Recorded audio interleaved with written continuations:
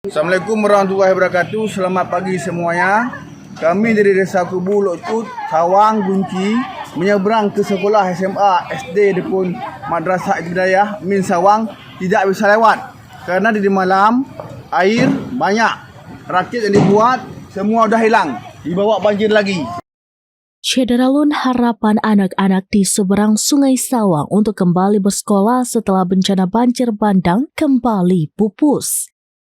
Rakit sederhana yang menjadi satu-satunya sarana penyeberangan hanyut terbawa arus deras pada Selasa 6 Januari 2026 dini hari. Sehari sebelumnya, rakit kayu seadanya itu berjasa mengantarkan puluhan pelajar dari Kampung Gunci, Lok Cut, Kubu, dan Blangcut menuju sekolah mereka di pusat Kecamatan Sawang. Rekaman video yang dikirimkan oleh Khairunisa keluarga Dusun Kutabate menampilkan momen penuh perjuangan anak-anak menyeberangi sungai dengan rakit tersebut pada hari pertama masuk sekolah Senin 5 Januari 2026. Namun pada hari Selasa, rekaman baru dari lokasi yang sama menunjukkan pemandangan berbeda. Dalam video itu, Khairunisa berbagi cerita dan fakta bahwa para pelajar generasi bangsa itu terpaksa kembali absen ke sekolah karena rakit yang sehari sebelumnya menjadi jembatan harapan telah hanyut terbawa arus deras pada Selasa dini hari.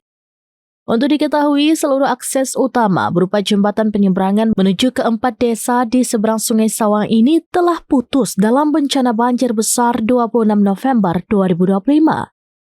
Kecamatan Sawang, salah satu kecamatan di Kabupaten Aceh Utara yang dulu dikenal sebagai daerah kaya minyak dan gas alam, kini menghadapi tantangan berat. Berjarak sekitar 245 km dari Banda Aceh dan 30 km dari Luxmawe, kota yang dulu dijuluki Petrodolar, sejumlah desa di Sawang kini terisolasi karena warganya harus bergantung pada rakit darurat untuk beraktivitas.